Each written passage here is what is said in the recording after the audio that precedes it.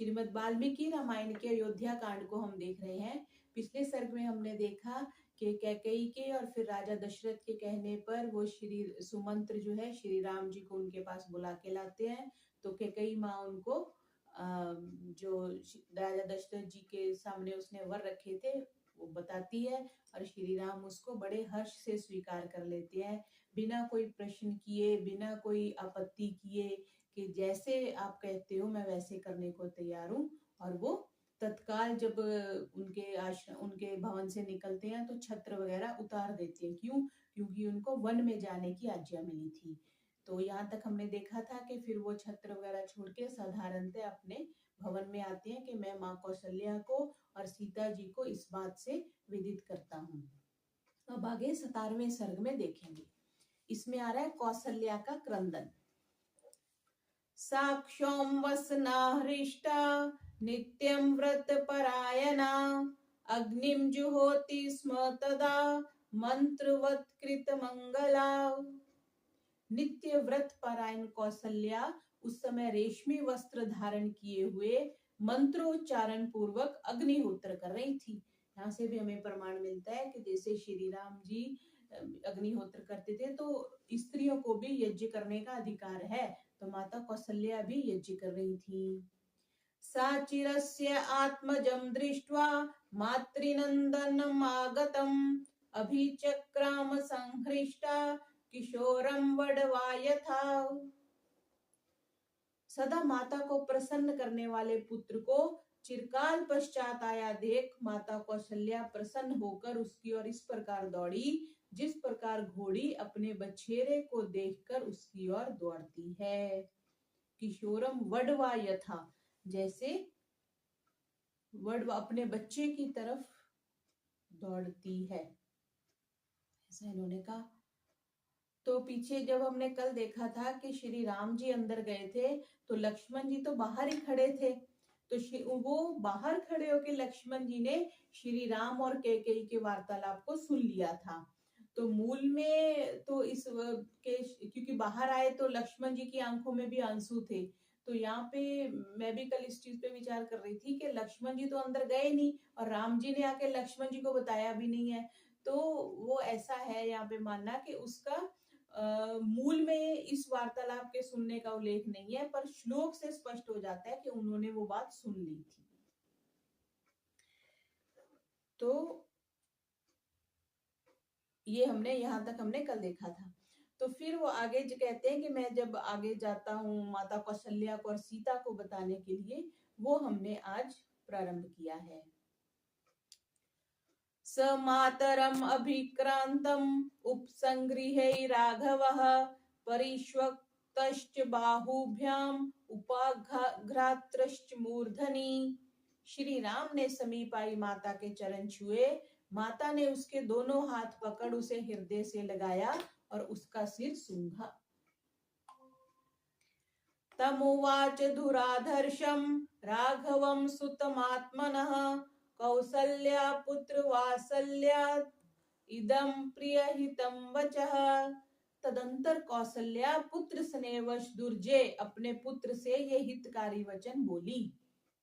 वृद्धानां धर्मशीलानां राजऋषीणां महात्मनां प्राप्नुहायुश्च कीर्तिं च धर्मं चाप्युचितं कुले।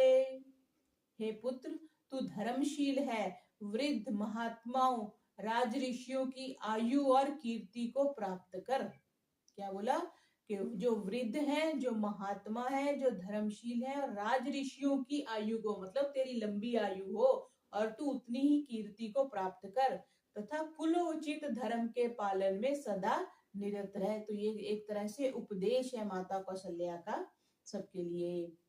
सत्य प्रतिज्ञं पितरं राजानं पश्य राघव अद्यैव हि त्वां धर्मात्मा यौवराज्ये अभिषेक्ष्यति। हे राम, तुम अब सत्य प्रतिज्ञ महाराज के दर्शन करो, क्योंकि वे धर्मात्मा आज तुम्हारा यौवराज्य पद पर अभिषेक करेंगे। दत्तमासन्म आलभ्य भोजनेन निमंत्रितः मातरम राघवः किंचित प्रसार्यांजलिं ब्रवीत। यह कहकर माता ने उसे भोजन करने के लिए कहा और बैठने के लिए आसन दिया। श्री राम उस आसन का स्पर्श कर हाथ जोड़कर बोले, देवी नूनम न जानीषे महद भयम उपस्थितम इदम तव च दुखाये वैदेह्या लक्ष्मणस्य च। हे देवी, आपके लिए, सीता और लक्ष्मण के लिए जो महान भय उपस्थित हो गया है, निश्चय ही आप उसके संबंध में कुछ नहीं जानती। गमिष्य दंडकारण्यम किमनेन आसनेन मे विष्टारासन योग्यो ही कालो अयम माम उपस्थित। मैं तो अब दंडक वन में जा रहा हूँ, अतः तब इस आसन से मेरा क्या प्रयोजन। जैसे उन्होंने अपने पीछे है ना छत्र और अलंकृत चवर को हटा दिया था, तो उन्होंने माता ने जो मतलब अपने पुत्र के लिए आसन दिया उसको भी ग्रहण नहीं किया। तो कह रहे हैं कि अब इस आसन से किम अनेन आसनेन में, अब इस आसन से मेरा क्या प्रयोजन है। अब तो मेरे लिए कुशासन पर बैठने का समय आ गया है। विष्टरासन योग्यो ही कालो अयम माम उपस्थिता। मेरे लिए कुशा का हम यज्ञ आदि में प्रयोग करते हैं ना, कुशासन का, उस पे बैठने का समय आ गया है। चतुर्दशी वर्षाणि वत्स्यामि विजने वने स्वादूनि हित्वा भोज्यानि फल मूल कृताशनः।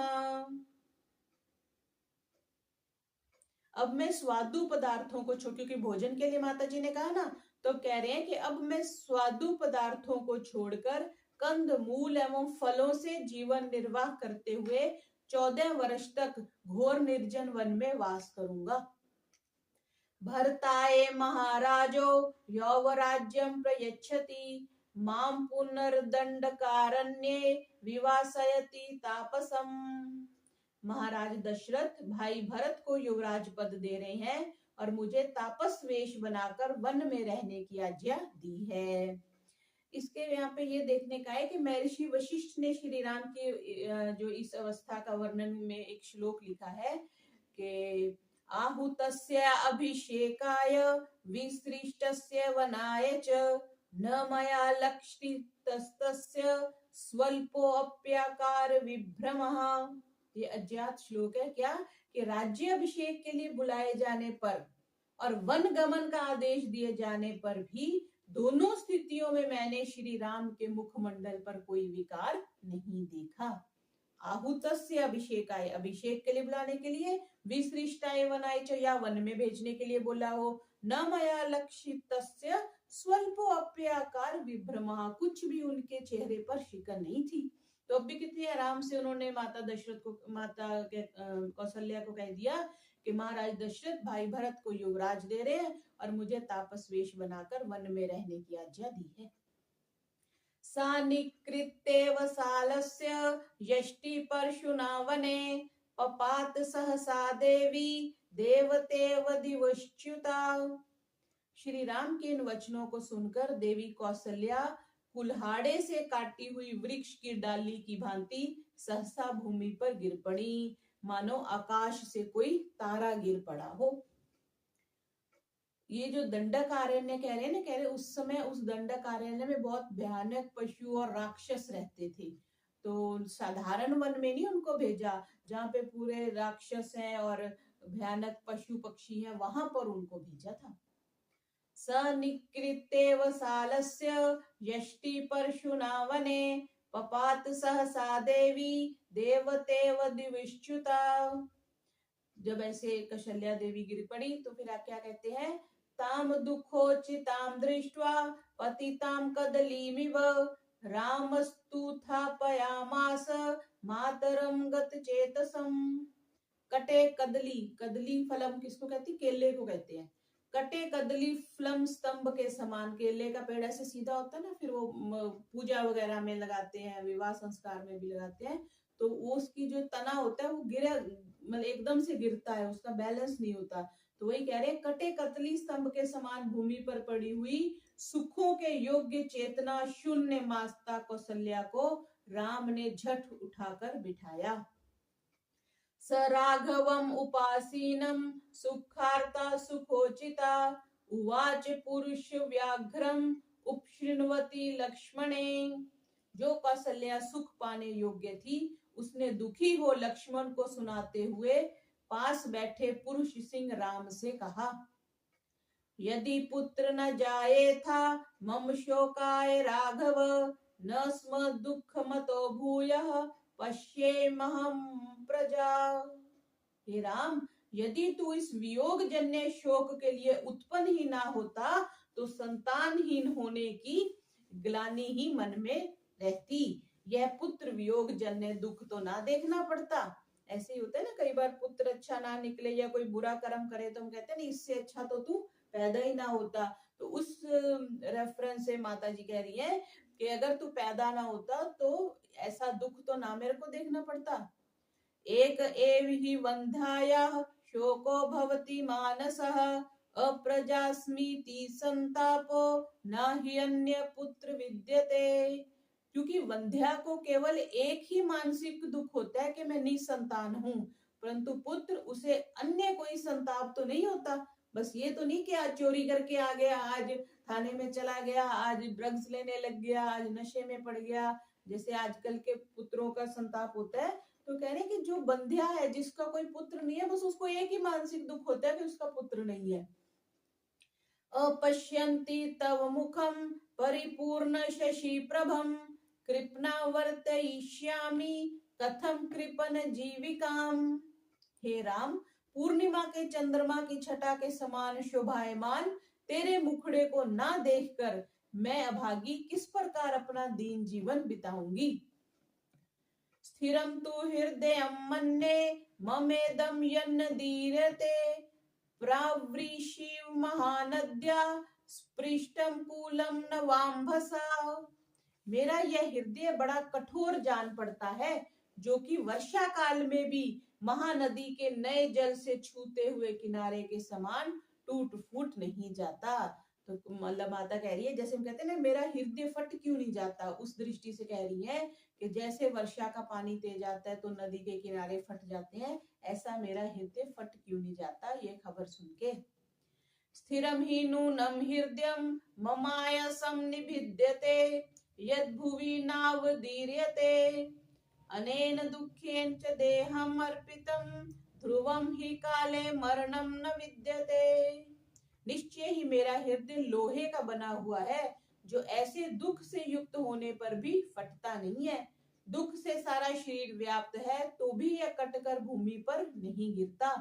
इससे यह निश्चय होता है कि असमय में किसी को मृत्यु भी उठाकर नहीं ले जाती। ध्रुवम ही काले मरणम न विद्यते, कि जब तक समय नहीं आएगा तो जितना मर्जी बड़े से बड़ा कष्ट आ जाए तो व्यक्ति की मृत्यु नहीं होगी। आगे 18वां सर्ग, लक्ष्मण का आक्रोश। तथा तुम विलपन्तीं तां कौसल्यां राम मातरम, उवाच लक्ष्मणो दीनस् तत्काल सदृशं वचः। इस प्रकार विलाप करती हुई राम माता कौशल्या जी से दुखी लक्ष्मण यह समोचित वचन बोले। न रोचते ममाप्य तदारे यद्राघवो वनम, त्यक्त्वा राज्य श्रियं गच्छेत् स्त्रिया वाक्य वंशगतः। अरे, मुझे यह बात अच्छी नहीं लगती कि स्त्री के वशवर्ती, कैकेयी के वश में आके दशरथ जी ने श्राप दिया ना, आदेश दिया, तो स्त्री के वशवर्ती महाराज के कहने से श्री राम राजलक्ष्मी को छोड़कर वन में चले जाएं। नास्यापराधं पश्यामि नापि दोषं तथा विधम, येन निर्वासयते राष्ट्रा दुवनवासाय राघवः। मुझे श्री राम का कोई ऐसा अपराध या दोष दिखाई नहीं देता जिससे उन्हें वनवास के लिए राष्ट्र से निकाला जाए, जिसको आजकल हम देश निकाला कह देते हैं ना, जैसे अंग्रेज लोग देते थे, काले पानी भेज देते थे, तो एक तरह से सजा होती है। तो ये कह रहे हैं कि श्री राम ने कौन सा अपराध किया है जो राजा दशरथ स्त्री के वश में होकर के श्री राम को यह आदेश दिया है। न तम पश्यामहं लोके परोक्षमपि यो नरः, स्वमित्रोऽपि निरस्तोऽपि दोषमुद आहरेत्। मैं लोक में किसी मित्र या शत्रु को भी नहीं देखता जो पीठ पीछे भी इनका दोष बतला सके। पहले आया ही था, पूरी प्रजा सब लोग उनकी प्रशंसा करते हैं, वो इतने गुणों से युक्त थे। देवकल्पम ऋजुम दांतम रिपुनामपि वत्सलम अवेक्ष्यमानः को धर्मम त्यजेत पुत्रम कारणात्। देवतुल्य सरल स्वभाव जितेंद्रिय शत्रुओं पर भी कृपा करने वाले पुत्र को पाकर कौन धर्मात्मा पिता उसको अकारण छोड़ देगा। तदिदं वचनम राज्य पुनर्बालमुपेयुषः पुत्र को हृदय कुर्याद राजवृत्तम अनुस्मरन्। ऐसी बाल बुद्धि रखने वाले राजा के वन गमन रूपी आदेश को राजनीति विशारद कौन पुत्र स्वीकार कर सकता है। ये लक्ष्मण जी बोल रहे हैं। यावदेव न जानाति कश्चिदर्थम इमं नरः तावदेव मया साधर्म आत्मस्थम कुरु शासनम। फिर लक्ष्मण जी श्री राम को संबोधित करते हुए बोले कि हे भाई, लोगों में इस समाचार के फैलने से पूर्व ही आप मेरे साथ मिलकर इस राज्य को अपने अधीन कर लें। तो लक्ष्मण जी ने बोला कि लोगों को ना पता चले, हम इस पर अपना अधिकार कर लेते हैं इस राज्य पर। मया पार्श्वे सधनुषा तव गुप्तस्य राघव कह समर्थो अधिकम कर्तुम कृतांतस्येव तिष्ठिता। हे राघव, जब मैं साक्षात मृत्यु के समान धनुष में हाथ लेकर आपकी रक्षा करूंगा, फिर किसकी शक्ति है कि जो आपकी ओर आंख उठाकर भी देख सके। निर्मम मनुष्यामिमां सर्वाम अयोध्याम मनुजशर्भ करिष्यामि शरैस्तीक्ष्णैर यदि स्थास्यति विप्रिये। हे पुरुष पुंग, राम जी को कह रहे हैं कि यदि कोई विरोध में खड़ा होगा तो मैं तीक्ष्ण बाणों से सारी अयोध्या को मनुष्यों से शून्य कर दूंगा। भरत स्याथ पक्षयो वायो वास्य हितमिच्छति सर्वान् नेतान् वधिष्यामि मृदुहिर परिभूयते। जो भरत के पक्षपाती अथवा हितैषी हैं, मैं उन सभी को मार डालूंगा। मैं कोमल नहीं बनूंगा, क्योंकि सीधा सरल व्यक्ति सदा ही दबाया जाता है। मृदु ही परिभूयते, जो नरम है ना, जो सॉफ्ट होता है, उसको सब दबा लेते हैं। प्रोत्साहितो अयम कैकेय्या स दुष्टो यदि न पिता अमित्र भूतो निसंगः वध्यताम वध्यतामपि। यदि कैकेयी द्वारा उकसाए जाने पर हमारे दुष्ट पिता हमारे शत्रु बन जाएं, तो अवध्य होने पर भी निसंकोच उन्हें मार डालना चाहिए। गुरोर अप्यवलिप्तस्य कार्य अकार्यम जानतः उत्पथम प्रतिपन्नस्य कार्यम भवति शासनम। यदि गुरु भी अभिमान में आकर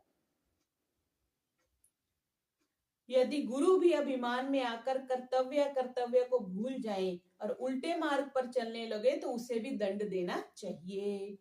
गुरुरपि अविलिप्तस्य कार्यम अकार्यम अजानतः उत्पथम प्रतिपन्नस्य कार्यम भवति शासनम। अगर गुरु भी अभिमान में आकर गलत काम करने लगे तो उसे भी दंड देना चाहिए।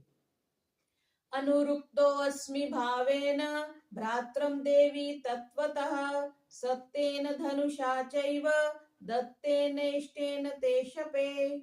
लक्ष्मण जी पुनः कौशल्या से बोले कि हे देवी, मैं सत्य की, धनुष की, अपने दान की और अपने इष्ट अग्निहोत्र की शपथ खाकर, अपना इष्ट कौन बताया? अग्निहोत्र। किसने? लक्ष्मण जी ने। मैं इष्ट अग्निहोत्र की शपथ खाकर कहता हूं कि मैं हर प्रकार से श्री राम का अनुरागी हूं। दीप्तमग्निमरण्यं वा यदि रामः प्रवेक्ष्यति प्रविष्टं तत्र मां देवी त्वं पूर्वं वधारय।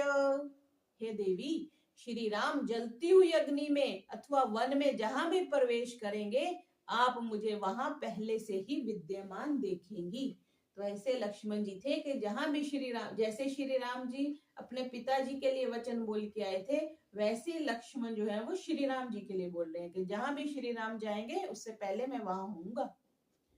हरामि वीर्यात् दुःखं ते तमः सूर्यैवोदितः देवी पश्यतु मे वीर्यं राघवश्चैव पश्यतु। जिस प्रकार सूर्य अपने प्रकाश से अंधकार को नष्ट कर देता है, उसी प्रकार मैं अपने पराक्रम से आपके सारे कष्टों को अभी नष्ट किए डालता हूं। आप और श्री राम देखते रहें। एतत्तु वचनं श्रुत्वा लक्ष्मणस्य महात्मनः उवाच रामं कौसल्या रुदन्ती शोकलालसा। महात्मा लक्ष्मण के इन वचनों को सुनकर शोकाकुल कौसल्या रोती हुई श्री राम से बोली, भ्रातुस्ते वदतः पुत्र लक्ष्मणस्य श्रुतं त्वया यदत्रनन्तरं तत्त्वं कुरुष्व यदि रोचते। हे वत्स, आपके भाई लक्ष्मण की बात तूने सुन ली, अब जो तुझे उचित जान पड़े सो तू कर। न च अधर्म्यं वचः श्रुत्वा सपत्न्या मम भाषितं विहाय शोक संतप्तां गन्तुमर्हसि मामितः।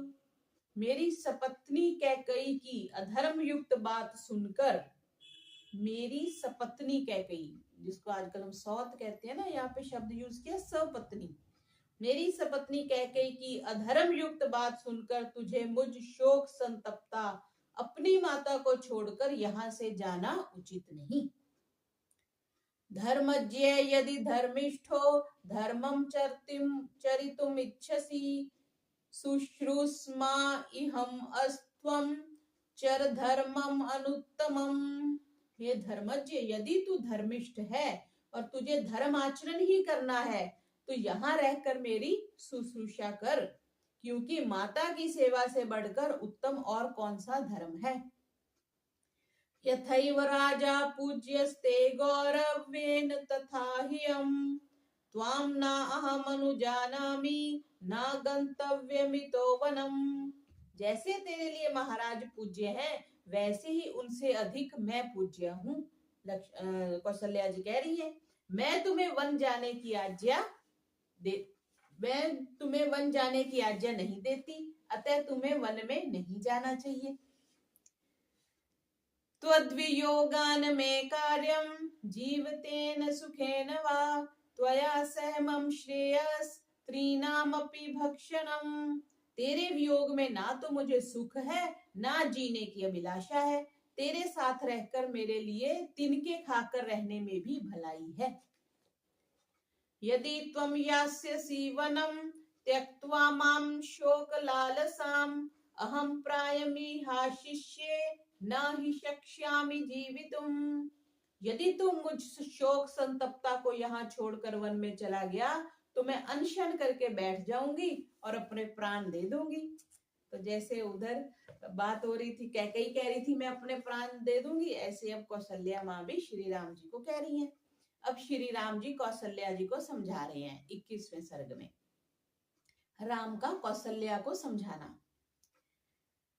विलपन्ति तथा दीनां कौसल्यां जननीं ततः उवाच रामो धर्मात्मा वचनम धर्म संहितम।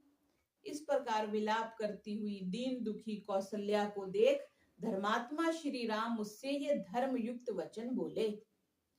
नास्ति शक्ति पितृवाक्यम समतिक्रमितुं मम प्रसादये त्वां शिरसा गन्तुमिच्छाम्यहं वनम्।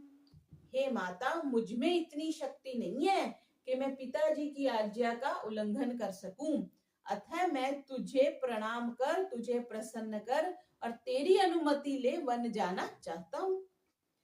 तामेव मुक्त्वा जननीं लक्ष्मणं पुनरब्रवीत् वाक्यं वाक्यविदां श्रेष्ठः सर्वधनुष्मताम्। माता से इस प्रकार कहने के पश्चात वक्ताओं में श्रेष्ठ धनुषधारियों में लब्ध कीर्ति श्री राम लक्ष्मण जी से बोले। तव लक्ष्मण जानामि मयि स्नेहमनुत्तमं विक्रमं चैव सत्वं च तेजश्च सुदुरासदम। हे लक्ष्मण, मेरे प्रति तुम्हारा जो अत्यधिक स्नेह है उसे मैं जानता हूँ। तुम्हारे पराक्रम, बल और अजय तेज को भी मैं जानता हूँ।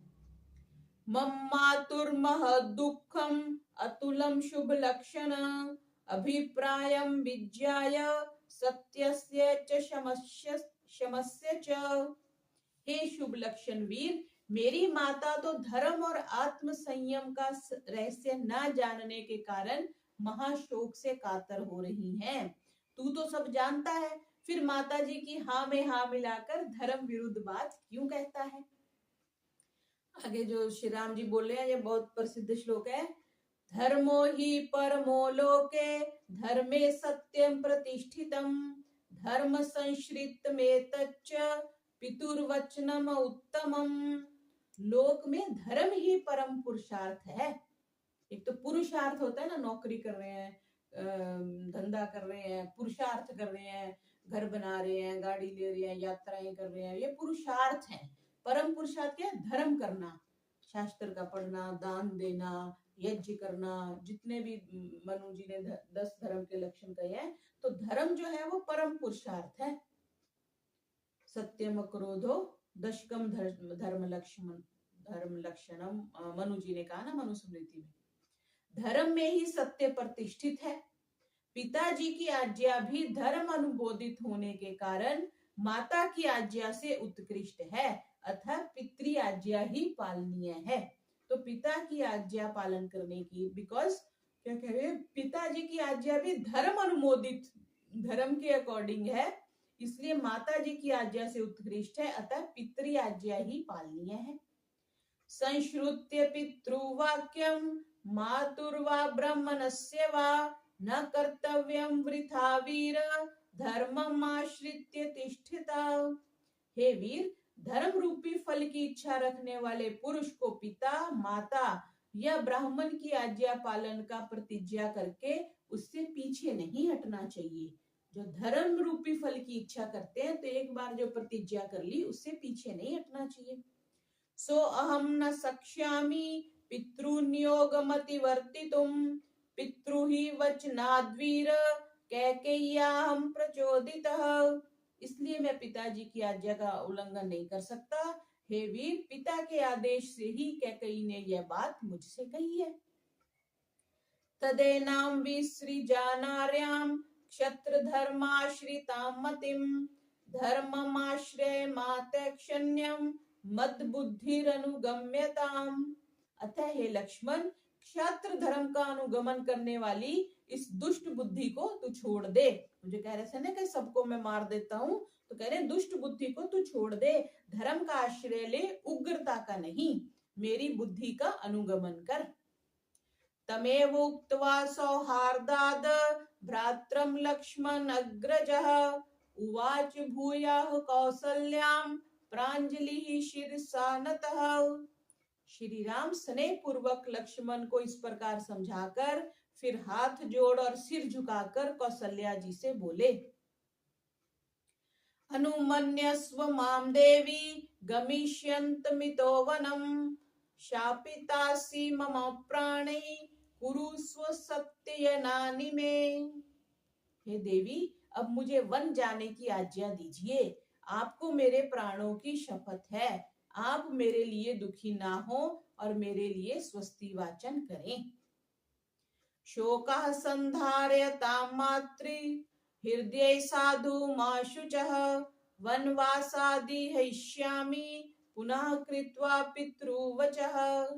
हे माता, शोकाकुल पिता को समझा बुझाकर शांत कर, तू स्वयं भी किसी प्रकार की चिंता मत कर, मैं पिताजी की आज्ञा पूर्ण कर वन से घर लौट आऊंगा। त्वया मया च वैदेह्या लक्ष्मणेन सुमित्रिया पितृनियोगे स्थाव्यमेष धर्म सनातनः। पितृनिर्योगे स्थातव्यम एषः धर्म सनातनः। आपको, मुझे, वैदेही को, वैदेही सीता जी को कहते थे, वैदेही को, लक्ष्मण और सुमित्रा को पिताजी की आज्ञा में रहना चाहिए, यही सनातन धर्म और शिष्टाचार है। अम्ब संहृत्य संभारान दुःखम हृदि निगृहे च वनवास कृता बुद्धिर मर्म धर्म्यानुवर्तयाम। हे माता, अभिषेकार्थ एकत्र सामग्रियों को एक और हटा दे, अपने दुख को हृदय में धारण कर और मेरे वनवास के औचित्य को समझाकर मुझे वन जाने की अनुमति प्रदान कर। तो ऐसे उन्होंने माता कौशल्या जी से भी अनुमति ले ली। अब दैव और पुरुषार्थ पर राम लक्ष्मण संवाद, ये 20वें सर्ग में आएगा। अथम तम व्यथयादीनम सविशेषमर्षितम श्वसन्तमिव नागेन्द्रम रोष विस्फारिते क्षणम आसाद्य रामं सौमित्रिम सुहृदं भ्रातरं प्रियम उवाचेदं सधैर्येण धारयन् सत्वमात्मवान्। श्री राम के अभिषेक में विघ्न उत्पन्न होने से दुखी, अत्यधिक प्रेम के कारण राम के वियोग को सहने में असमर्थ, कैकई पर क्रुद्ध हो, हाथी के समान श्वास लेते हुए रोष से चढ़ी हुई आंखों वाले अपने प्रिय भाई हितैषी मित्र लक्ष्मण को अपने पास बुलाकर आत्मवान राम धैर्य से चित्त को धारण करते हुए उससे बोले, निगृह्यं रोषं शोकं च धैर्यमाश्रित्य केवलम् अवमानं निरस्येयं गृहीत्वा हर्षमुत्तमम्। हे भाई, अब तुम क्रोध और शोक को त्याग कर धैर्य धारण करो और मेरे वन गमन रूपी अपमान को भूलकर प्रसन्न हो जाओ। तीतान्तस्तवेव सौमित्रे द्रष्टव्यो मत्प्रवासने राज्यस्य च वितीर्णस्य पुनरेव निवर्तने कैकेय्या प्रतिपत्तिर्हि कथं स्यान्न मम पीडने यदि भावो न दैवोऽयं कृतांत विहितो भवेत्। हे लक्ष्मण, मेरे वनवास और पिता द्वारा प्रदत्त राज्य के छिन जाने में दैव भाग्य को ही कारण समझो, जिसको हम डेस्टिनी कह देते हैं, जिसको हम विधि कह देते हैं। इसमें किसी का कुछ बस नहीं। यदि दैव मेरे प्रतिकूल ना होता तो मुझे पीड़ा देने के लिए कैकेयी की बुद्धि कभी ऐसी नहीं होती। इसको अंडरलाइन कर लेंगे, इसको ध्यान रखेंगे कि जब भी हमें कोई दुख होता है तो क्या बोला, यदि दैव मीन्स जिसको हम डेस्टिनी कह देते हैं, अपने कर्म कह देते हैं, वो मेरे प्रतिकूल ना होता तो मुझे पीड़ा देने के लिए कैकेयी की बुद्धि कभी ऐसी नहीं होती। अब कैकेयी की बुद्धि ऐसी हुई तभी उसने दशरथ जी को बोला, नहीं तो वो भरत जी को राज दे देती लेकिन श्री राम के लिए वन ना मांगती। लेकिन श्री राम जी के भाग्य में वन में जाना था, रावण का संहार करना था, अन्य और कार्य करने थे, उनकी डेस्टिनी में था। इसलिए वो कह रहे हैं कि मुझे पीड़ा देने के लिए कैकेयी की बुद्धि ऐसी हुई है। कश्च दैवेन सौमित्रे योद्धुमुत्सहते पुमान् यस्य न ग्रहणं किंचित कर्मणो अन्यत्र दृश्यते। हे लक्ष्मण, दैव से कौन युद्ध कर सकता है? अपने भाग्य से कौन युद्ध कर सकता है? क्योंकि दैव का प्रत्यक्ष कर्मों के फल भोग के रूप में होता है और किसी रूप में नहीं। दैव का प्रत्यक्ष कैसे? कर्मों के फल भोग के रूप में ही होता है। कई बार हम कहते हैं ना कि मैंने तो ये काम किया ही नहीं है, इसकी सजा मेरे को क्यों मिल रही है? तो वो अब नहीं किया लेकिन पीछे कहीं किया हुआ है, वो कर्म अभी उपस्थित हो गया और वो तब उसकी सजा नहीं मिली, अब उसकी सजा मिल रही है।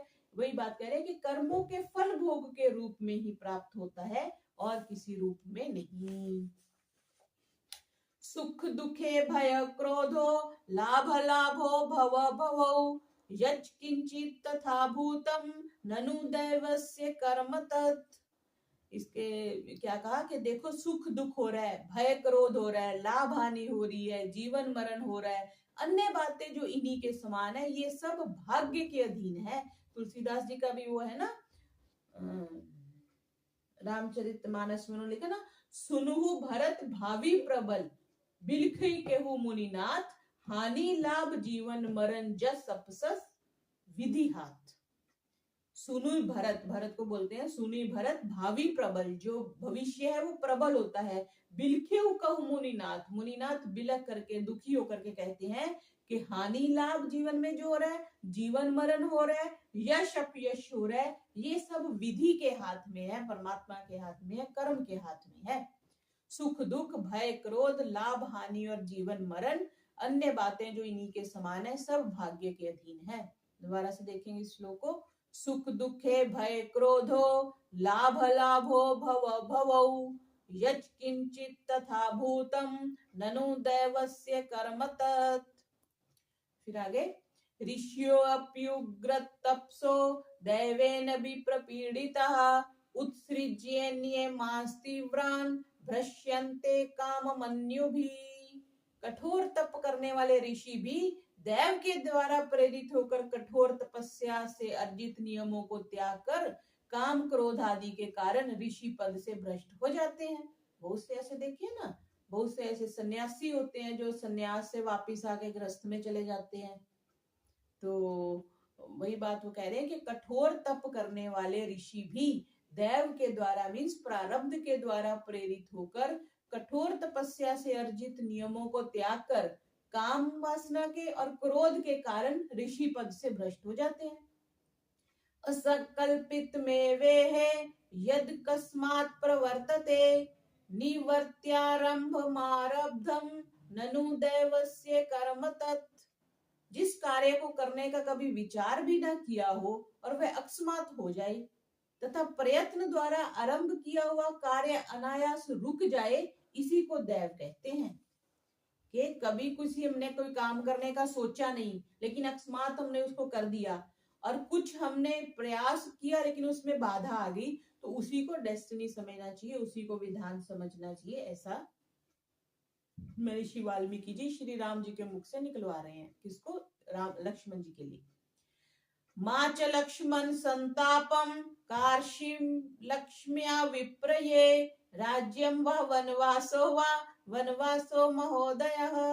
ये लक्ष्मण, मुझे राज्य अधिकार ना मिलने के लिए तुम संताप मत करो, क्योंकि विवेचन करने से राज्य और वनवास में कुछ भी अंतर नहीं, अपितु मेरे लिए तो वनवास ही महान कल्याणकारी है। इति ब्रुवती रामे तु लक्ष्मणो अग्रजम अब्रवीत अस्थाने संभ्रमो यस्य जातो वै सुमहानयम। श्री राम के ऐसा कहने पर लक्ष्मण जी अपने भाई राम से बोले, धर्म दोष के प्रसंग से आपको यह बड़ा भ्रम उत्पन्न हो गया है। यथा दैवम शौंडीर क्षत्रियर्षभ किम नाम कृपणम दैवम अशक्तम अभिशंससी। हे शौंडीर, देव की प्रतिकूलता को दूर करने में समर्थ क्षत्रिय श्रेष्ठ, आप समर्थहीन अशक्त और तुच्छ दैव की प्रशंसा क्यों कर रहे हैं? आप इतनी भाग्य की प्रशंसा क्यों कर रहे हैं? विकल्पो वीरहीनो यः सदैवम अनुवर्तते वीरा संभावितात्मानो न दैवम पर्युपासते। जो पौरुषहीन है, जिनमें जो कायर है, वही भाग्य का अनुवर्तन करता है। वीर और धीर पुरुष दैव का अनुसरण नहीं करते। दैवम पुरुषकारेण यः समर्था प्रभादितुम न दैवेन विपन्नार्थ पुरुषसो अवसीदति। जो पुरुष अपने पुरुषार्थ से दैव को चबा सकता है, उसका ना तो दैव कुछ बिगाड़ सकता है, ना वह कभी दुखी होता है। तो ये प्रारब्ध को, किस्मत को बदलने की बात लक्ष्मण जी कह रहे हैं। द्रक्ष्यन्ति त्वद्देवस्य पौरुषं पुरुषस्य च दैवमानुष्यरोद्यद्य व्यक्तिर्भविष्यति।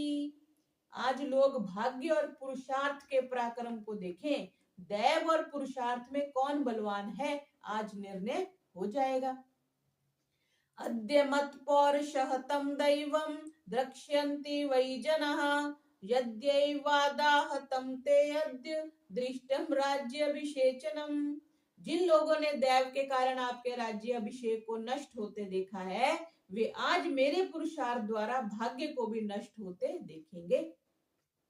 न शोभार्थ विमौ बाहु न धनुष भूषणाय में न सिरा बंधनार्थाय न शरास्तंभ हेतवः। ये जो दोनों भुजाएं हैं ना, ये शोभा के लिए नहीं है, ना ही मेरा धनुष श्रृंगार के लिए कोई आभूषण है, मेरी तलवार केवल कमर में लटकाने के लिए नहीं है, ये बाण खंबे की भांति सहारा लेने के लिए नहीं है, ये सब तो शत्रुओं का मान मर्दन करने के लिए है।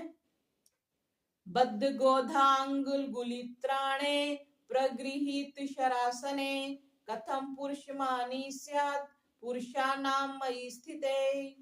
जब मैं गोह की खाल के दस्ताने पहनकर धनुष हाथ में लूंगा, तब मैं देखूंगा कि वे कौन सा अभिमानी वीर है जो मेरा सामना करता है।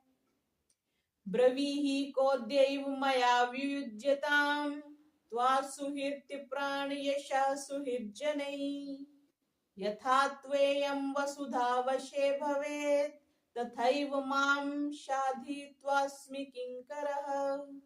बताइए आपका कौन सा शत्रु आज मेरे द्वारा मारा जाए, आपके प्राण यश और मित्रों से रहित हो जाए। जो वो व्यक्ति अपने प्राण से, यश से और मित्रों से रहित हो जाए, जिस प्रकार इस पृथ्वी का राज्य आपके हस्तगत हो जाए, मुझे वैसी ही आज्ञा दीजिए, मैं आपका दास हूं। विमृज्य बाष्पं परिशान्तव्य चास्कृत स लक्ष्मणं राघव वंशवर्धनः उवाच पित्रो वर्चने व्यवस्थितं निबोध मामेषि सौम्य सत्पथे।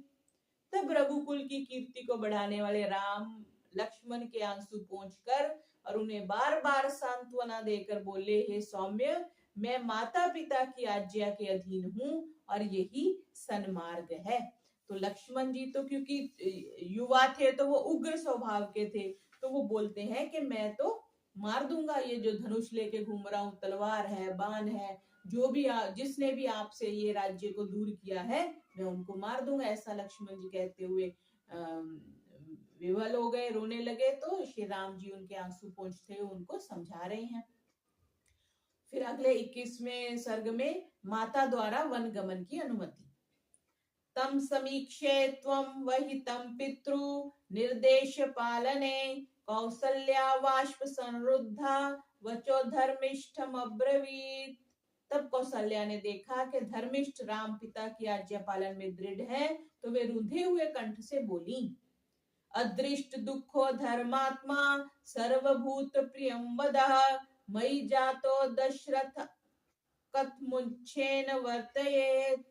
जिसने कभी दुख नहीं सहा, वह धर्मात्मा सबसे प्रिय बोलने वाला दशरथ द्वारा मेरे उदर से उत्पन्न राम वन में उच्च वृत्ति से जीवन कैसे निर्वाह करेगा। खेत जब काट देते हैं ना, जब फसल कट जाती है, तो जाने दाने जो जमीन में रह जाते हैं, उनसे चुन चुन कर निर्वाह करना उच्च वृत्ति कहलाती है। सांख्य दर्शन जिन्होंने लिखे ना, महर्षि कपिल के लिए आता है शायद,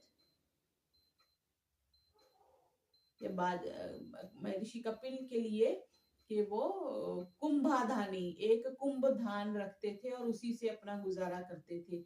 यही ये जो उच्च वृत्ति, जो खेत में से किसान फसल ले आया, फिर जो दाने जमीन में बचे रहते हैं उसको इकट्ठा करके वो भोजन करते थे। तो वही वो कौशल्या माता कह रही है कि वो निर्वाह ऐसे कैसे करेंगे श्री राम। यस्य भृत्याश्च दासाश्च मृष्टान्यानि भुंजते कथम स भोक्ष्यते नाथो वने मूल फलान्ययम्। जिसके नौकर चाकर भी मिष्ठान उत्तम भोजन खाते हैं, वह राम में कंद मूल फल कैसे खाएगा। ये कंद मूल अक्सर बिकता है, हरिद्वार में बिकता है। हरिद्वार में ऋषिकेश में जाओ तो वो एक इतना बड़ा सा एक कंद होता है, उसको वो काट काट के देते हैं, जैसे शकरगंदी होती है ऐसे ऐसे कलर का होता है, अंदर से व्हाइट है, तो वो काट के देते हैं, उसको कच्चा ही खाते हैं। नूनम तु बलवान लोके कृतांत सर्वमादिशिना लोके रामभिरामस्त्वं वनम यत्र गमिष्यसि। निश्चय ही भाग्य ही लोक में बलवान है। नूनम ते बलवान लोके कृतांत सर्वमदिशन लोके रामम भिरारामस्त्वं वनम यत्र गमिष्यसि। निश्चय ही भाग्य ही लोक में बलवान है। जी भाग्य से कौन लड़ पाया आज तक, तभी तो लोक में सबका प्रिय होकर भी तुझे वन में जाना पड़ रहा है। त्वया विहीना मिहिमाम शोकाग्निर्तुलो महान प्रधक्ष्यति यथा कक्षम चित्रभानुर्हिमात्यये। हे पुत्र, तुझसे विहीन मुझे यह वन गमन रूपी महान शोक अग्नि उसी प्रकार जलाकर भस्म कर देगी जैसे हेमंत ऋतु के बीत जाने पर गर्मी में प्रचंड किरण वाला सूर्य घास को जला देता है। प्रध्यक्षति यथा कक्षम चित्र भानुर्हिमात्य। हेमंत ऋतु के बाद जब गर्मी आती है तो सूर्य घास को जला देता है।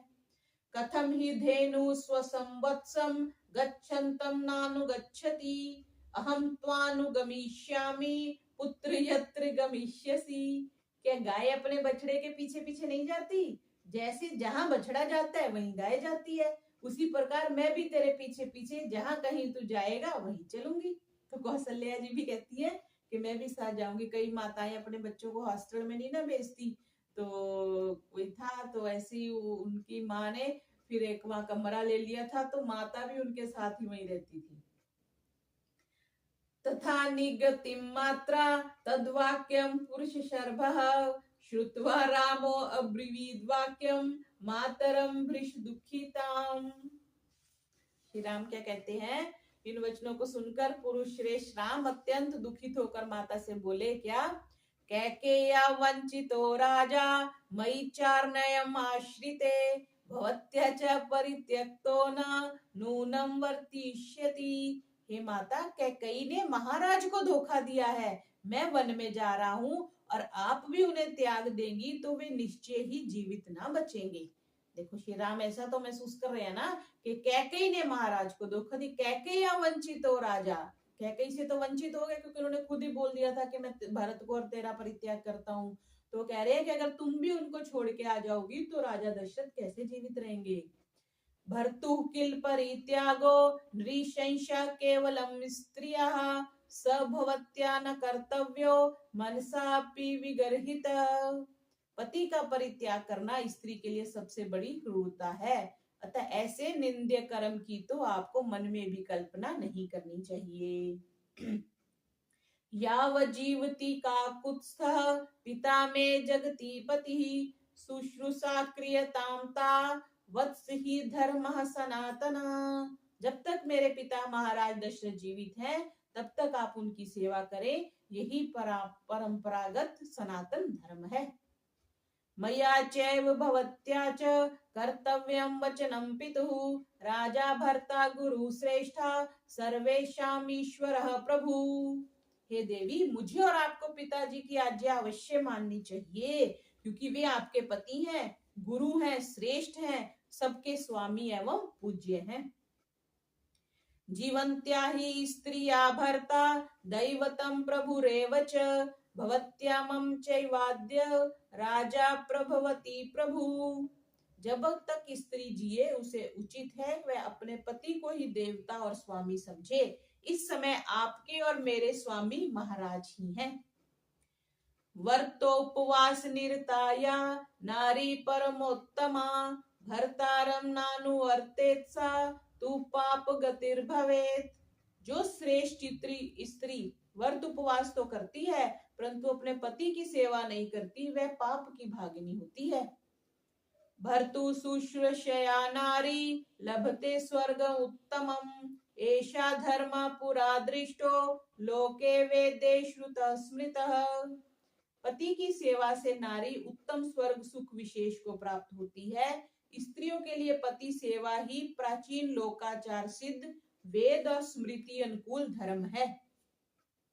वेद में अथर्ववेद में भी एक मंत्र आया है, आशा शशाना सौमनसं प्रजाम सौभाग्यम रहिम पत्यु अनुव्रता भूत्वा स नह्य स्वामृतायकम। मन की प्रसन्नता, संतान, उत्तम सौभाग्य, धन और सुख की चाहने वाली स्त्री, तो पति की सेवा द्वारा पति के धर्म कार्यों में अनुकूल वर्तने वाली होकर मोक्ष सुख के साथ अपने को संबंधित कर। और मनु स्मृति में भी आया, मनु महाराज ने लिखा है, नास्ति स्त्री नाम पृथक यज्ञो न व्रतः नाप्यु पोषणम पतिम शुश्रूषते येन तेन स्वर्गे महीयते। स्त्रियों के लिए पृथक ना कोई यज्ञ है, न व्रत है, न उपवास, केवल पति की सेवा से ही वह घर में पूजित होती है। एवं मुक्ता तु रामेण वाष्पर्याकुलेक्षणा कौसल्या पुत्र शोकार्ता रामम वचनम ब्रवीत।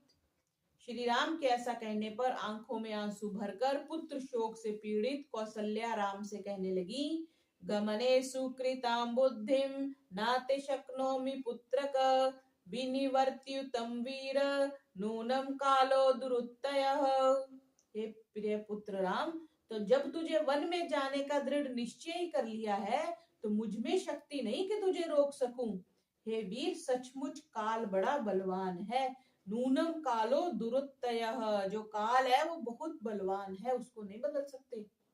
गच्छ पुत्र त्वमाकाग्रो भद्रं ते अस्तु तदा विभो पुनस्त्वयि निवृते तु भविष्यामि गतकल्मा। पुत्र निश्चिंत होकर जाओ, हे तेजस्वी, तेरा सदा कल्याण हो। तेरा वन से लौट आने पर मैं दुख रहित हो जाऊंगी। यम पाल्यसि धर्मं त्वं धृत्या च नियमेन च स वै राघव शार्दूल धर्मस्त्वाभिरक्षतु। हे राघव शार्दूल, जिस धर्म का तुम नियम पूर्वक पालन कर रहे हो वही धर्म तुम्हारी सब ओर से रक्षा करे। ये तो है ही, जहाँ पे और कोई रक्षा नहीं करता वहां धर्म रक्षा करता है। धर्मा एव हंतो हंति धर्मो रक्षितः धर्मो रक्षति रक्षता, धर्म ही रक्षा करता है जहां पर और कोई रक्षा करने वाला नहीं होता। और तस्मात् धर्मो न हंतव्यो मानो धर्मो हतो वदित, जो धर्म को नहीं मानता धर्म का हनन या लोप नहीं करना चाहिए। ऐसा ना हो कि मारा हुआ धर्म ही हमको मार दे, इसलिए धर्म का पालन करना चाहिए। मनुस्मृति में है ये। राक्षसानां पिशाचानां रौद्राणां क्रूर कर्मणां क्रव्यादानां च सर्वेषां मा भूत पुत्रक्ते भयम्। हे पुत्र, राक्षस, पिशाच, भयंकर एवं क्रूर कर्म करने वाले मांस भक्षी जीवों से तुझे कोई भय ना हो। ये माता आशीर्वाद दे रही हैं। आगमास्ते शिवा सन्तु सिद्ध्यन्तु च पराक्रमः स्वस्ति ते स्वान्तरिक्षेभ्य पार्थिवेभ्य पुनः पुनः। तेरा मार्ग मंगल रूप हो, तेरा पराक्रम सिद्ध हो, आकाश और पृथ्वी के पदार्थों से तेरी बार बार रक्षा हो। स्वस्ति ते स्वान्तरिक्षेभ्य पार्थिवेभ्य पुनः पुनः, बार बार तुम्हारी रक्षा हो। इति विचाश्रु प्रतिपूर्णलोचना समाप्य च स्वतीयं यथा विधि प्रदक्षिणं चैव चकार राघं पुनः पुनश्चापि निपीडय सस्वजे। इस प्रकार आंखों से आंसू भरे हुए कौशल्या ने यथा विधि स्वस्ति वाचन को समाप्त कर राम की बार बार प्रदक्षिणा की और उसे पकड़कर हृदय से लगाया। तथा तु दैव्य सकृत प्रदक्षिणो निपीड्य मातुश्चरणौ पुनः पुनः जगाम सीता निलयं महायशः स राघवा प्रज्वलित स्वया श्रिया। जब देवी कौशल्या राम की प्रदक्षिणा कर चुकी तब श्री राम ने भी बार बार उनके चरण छुए। फिर अपनी कांति से दीप्त महायशस्वी राम सीता जी के घर गए। इस प्रकार श्रीमद् वाल्मीकि रामायण के अयोध्या कांड का 21वां सर्ग पूरा हुआ। बोलिए मर्यादा पुरुषोत्तम श्री रामचंद्र जी जय।